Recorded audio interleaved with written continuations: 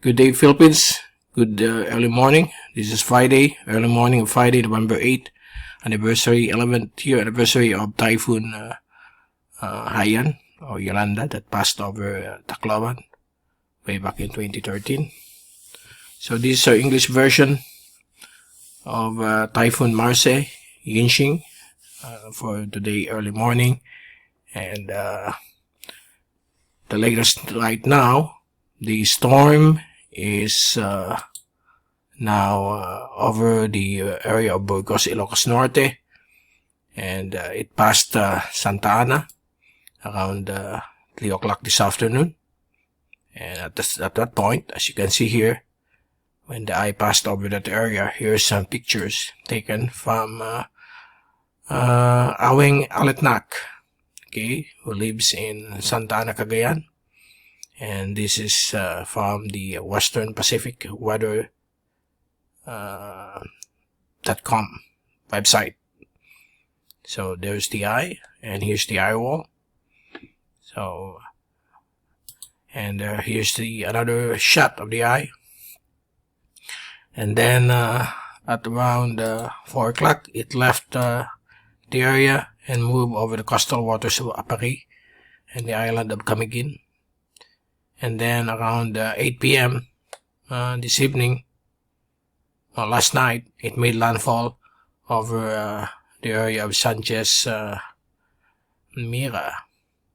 Okay, so that's the eye making landfall there. Then it moved westward across the area of Adams, Ilocos Norte. And around 12 midnight, the eye has filled in, a sign that it's weakening, and then it moved over the area of Bangi windmills.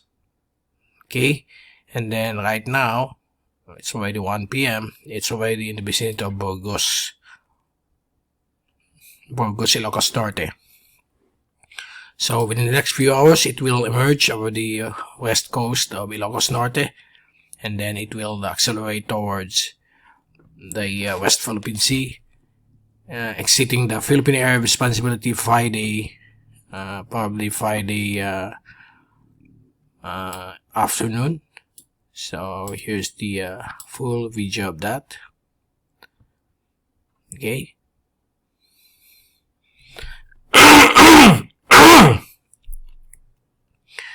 Then if we take a look at another shot, it's from historywave.com. There you go. It's about to leave the landmass of Ilocos. So we expect so many damaged trees brought about by this near super typhoon strength. It rapidly intensified to near super typhoon strength, 220 to 30. So here's another shot. It's only around 500 kilometers in diameter. So the system right now is here, and then within the next few hours it will be over the west coast of Ilocos. So later this afternoon it will move out of the Philippine Area of Responsibility. That's the forecast of all Asian agencies. Here's the oceanic heat content. There's a small packet of warm oceanic heat content that boosted the energy or the strength of this typhoon. Here's the cold wake of Super Typhoon Leon. It pushed the cold sea surface temperature over the surface. That's the reason why it's when a storm passes there, it will not intensify. And for the wind signal, it's still number 3 here over Ilocos Norte. I mean number 4.